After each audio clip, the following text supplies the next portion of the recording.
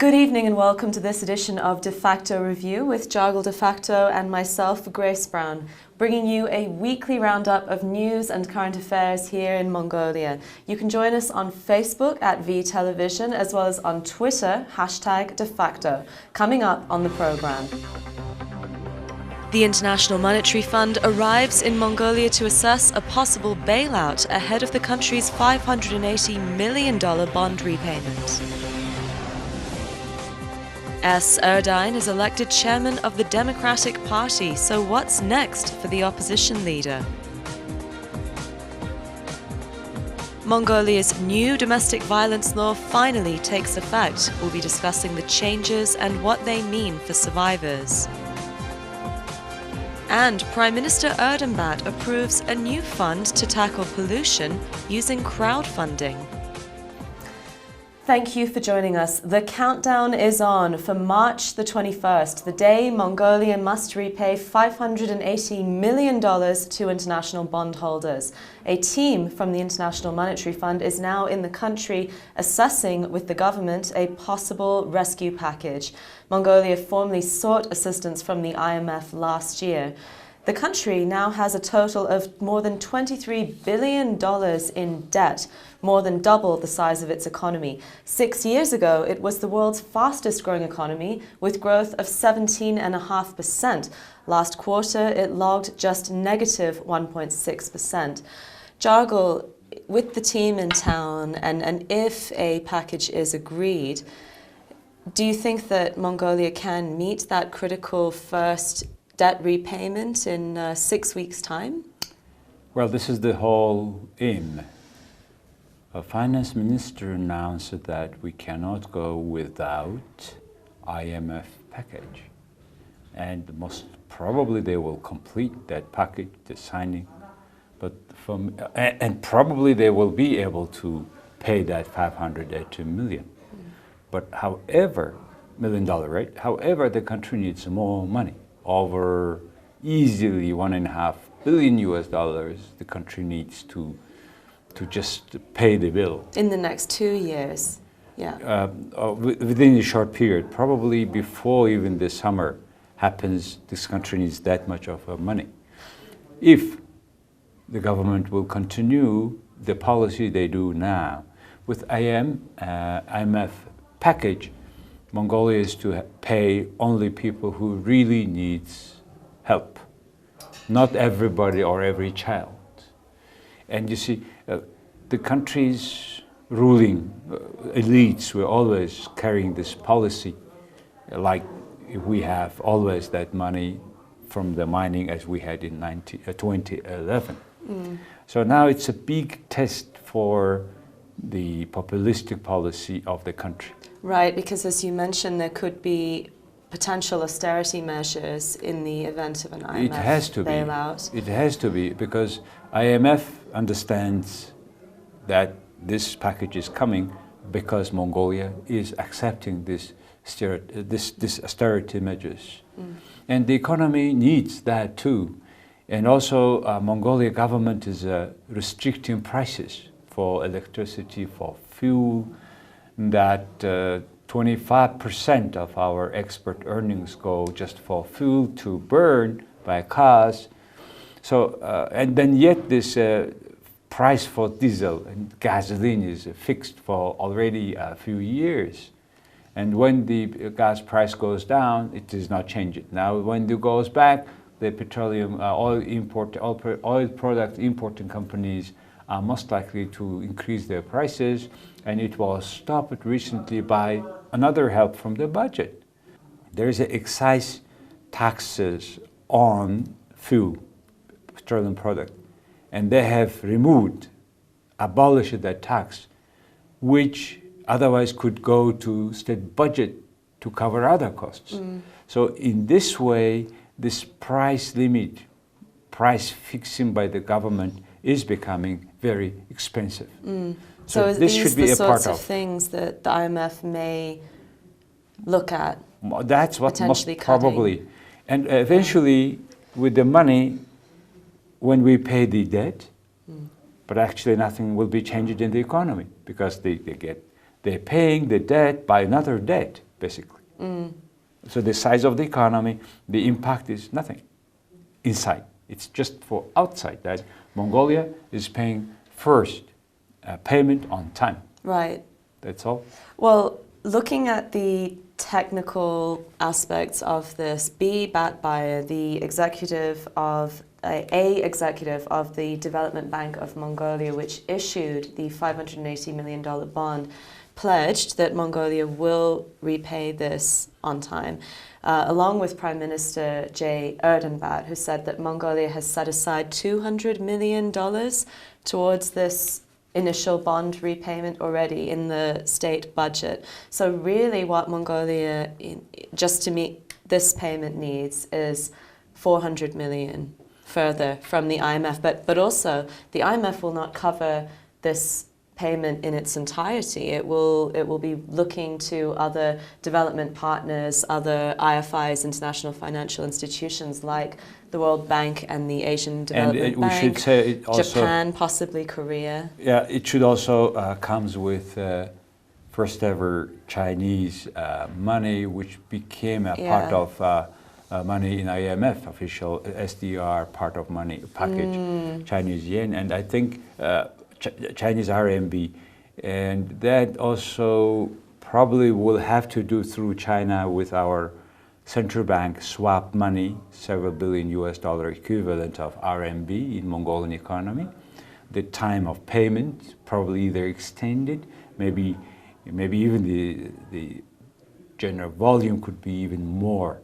So there is certainly a Chinese involvement and content is coming with this IMF delegation and IMF package. What do you think that China will want in return for that possible extended swap? For example, Bank of China wants to do business here. Well, that's a big question, because IMF conditions should not be a Chinese conditions or vice versa. So hopefully there will be less conditions from China if it was otherwise we were directly asking from China. Well, this isn't the first time that Mongolia has gone to the IMF, most recently in 2009 when it received a $229 million standby package from the IMF. Mongolia repaid that during the mining boom. Do you think that we can expect similar revenues in the years to come from mining for Mongolia? Because that's a big part, surely, in its ability to repay its debt. Commodity prices. Certainly, the economy is different now. We're larger. And the IMF packages may be even larger. Now, if it is coming, I remember that time it was $280 million US just to cover the budget deficit. At this time, the money is not only covering the budget deficit, we have the country, this difficulty, but also that foreign debt. So it all together, IMF policy, I think, principally is to be different compared to the last IMF package, because now you are dealing with the economy mostly charged by foreign debt, issuing to the international market government bonds. So it both requires different set of disciplines. Whether Mongolia can meet both, it's double work, double loads, I would say. I mean, we also need to look at how we got to this point, how Mongolia got to this point in the first place, and whether a rescue package is simply that, a short-term rescue. You know, Mongolia needs to solve the long-term causes that led to this financial crisis in the first place, surely. What are those problems? Exactly. The other problems is the competitiveness of Mongolian economy. It is a full dependence on mining industry, particularly on three minerals: copper, gold, and coal. And hopefully the prices for these commodities will go up, which is already happening now, but it may go down too down the road. So it is a matter of how Mongolians can diversify the economy first, and secondly, how in general productivity whether it is increasing or not in Mongolia. It's business environment. If you regulate prices, it's very hard to have a higher competitiveness. Right, and a big part of productivity surely is stability in policies. Investors have been given so many mixed signals in recent years. That's so hopefully going forward that will change. What's happening now recently with the 49% of Erdenet shares scandal around, and what will be the solution of that issues, it will depend a lot from which the foreign investment sentiment will be changed or dependent a lot. So hopefully the country will go through, but the expectation is the government economic policy will be more encouraging private businesses competition. And for that, the government needs to privatize state-owned enterprises, or because they're mostly all the state-owned enterprises have a huge debt too on their balance sheet. So a lot of inefficiency in SOEs in general, yeah. Exactly. These will be the long-term measures so that the country is not again in the requirement, in this situation as we know. And in the meantime, a crowdfunding campaign has also been launched by some individuals, including one economist, B. Osogarav, who's donated $4,000 more or less, a gold ring and 10 horses. He's actually made headlines in Hong Kong and the UK and many other places because of this. Who else is pitching in? Well, another 2 parliamentarians have given to that common coffin each 100 million tugriks, around 40,000 US dollars that wealthy parliament members have paid. $40,000 each wow. of them. And this is the way how people, I mean, there is a will of people, of certain people, to help the government in this time of difficulty. On the other side, many people are not happy with the way how used this first proceeds from the bonds in the country for the last 2, 3 years, 4 years. And until we find out what happened with these monies, what happened to these people who have who've been floundering this money. So people, the country, the citizens, they demand justice. Probably it will take quite some time. And accountability, yeah. Well, moving on, Mongolia's Democratic Party, the main opposition in parliament, has elected a new leader, Mr. S. Erdogan. So who is he? Well, good question. He was a governor of one of the largest districts of Ulaanbaatar city all his life. Bayangol. Then, when the Democratic Party creates coalition government or own government, then Erdogan had always been a minister, mostly social care, a minister. And there is a lot of accusation that under his administration, money were misused, and money were, for example, state monies, government money were saved into the private banks with quite a lower interest rate than market interest rate, and it was commanded and it was managed by him or his people. This was the accusation he had been receiving, and he had also. There was a journalist, Bolorma, passed away last year, and the case is not very clear what exactly happened, but that woman was writing about Mr. Erdogan misusing the state fund which went for disabled people's palace, how it was called. And then that journalist went to the place which is next tall building to Shangri-La. Tall building, and she found that where is the place or a room or access for disabled people, children to this palace. This palace is now occupied by the company which is on the name of the brother of that Erdogan, etc. So this sort of accusation is very broad, disseminated in the society, and ordinary people were quite surprised. that he won the leadership of the Democratic Party. And there were a couple of occasions where the person was just taking a video and putting on social media that a person from this Erden was asking somebody to vote for him and giving money.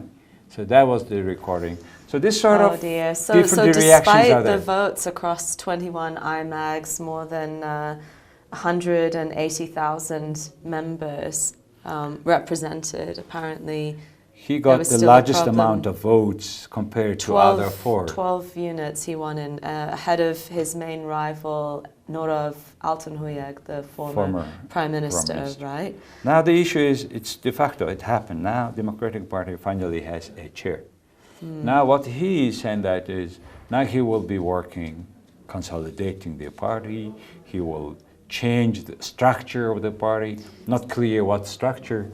And because Democratic Party has always problem with its own fractions, 5, 6 strong fractions, which are fighting among each other. And he was a member of the Falcon faction, which is associated with the former speaker, Z. Enkbold, correct? Yes. Yeah. Well, I'm always worried about these fractions in one political party, in particular this Democratic Party, because I don't think the fractions are based on the differences of their values or programs. They are based on their similarity of their interests, similarity of probably donation to the political parties, and the size may be different, but they are people consisting of who is not happy with the distribution of power when they had a whole political power in the country. So do you think that this Erdogan will be able to unify the party? Well, better he does, because now Democratic Party will play the most important role in further development of political and economic development of Mongolia. It has to, unless they completely lose people confidence 100%. Then otherwise the next election they have a good chance to win. And probably they will be also, they will put a candidate for president election this June. And then they will prepare for next general election in 2020. But by this time, Democratic Party to prove that this is a serious opposition power already. But there are only 9 persons now inside, so we hope, we wish them to be a quite professional opposition. And hopefully, most importantly, this Erden will disclose the party financing of Democratic Party. Well, we will have to wait and see. Turning now to a much-awaited move in Parliament, a new domestic violence law, which was delayed last year, finally took effect on Wednesday this week. 1 in 5 Mongolian women, 1 in 2 Mongolian children, and 1 in 4 senior citizens in this country are affected by domestic violence. So, Jargal, how does this new law intend to better protect these people? Well, first of all, it's a good sign that we have finally approved the law, which was drafted a long time ago, that was ready to be discussed, and which this parliament was delaying all the time, and finally they have discussed. Of course, it's not 100% guaranteeing domestic violence and these violators to be punished. But there are a lot of issues, in particular when they are regarding is it criminal or not in several cases, right? That's right. I think it's under Articles 120.1 yes. and 120.2 in the Criminal Code, which state that administrative measures, which are fines or warnings, will be taken for the first instance. And only in the second instance, in a repeat offence, will there be incarceration, imprisonment for the offender. So, what do you think of that? So, the definition of domestic violence, right? Intimidation, physical assault, sexual assault, controlling behaviors such as monitoring communications, as well as economic abuse. Economic abuse is interesting. That's a quite a culturally significant recognition, because tell us about what that involves here in Mongolia. It's a matter of, for example, if a husband, or it is a matter, for example, husband or a wife goes and takes pension for the other beforehand, maybe without consent. So somehow there's a flurry terms where the people, it could happen. Oh, like spending all the household money on booze, for example, and then the family is going hungry. And there is a system called pension loan in Mongolia. Yes, that's right. And they may take on the not completely other purpose that pension loan for father, grandfather, mother, grandmother, all pensions get together, they may use for something, and these people may stay without any support, without any material means to support their daily life. So are there a lot of children in Mongolia who take their parents' pensions without their parents' consent? It's hard to say without parent consent, but the issue is now parents willingly to use their pensions for whatever the children need.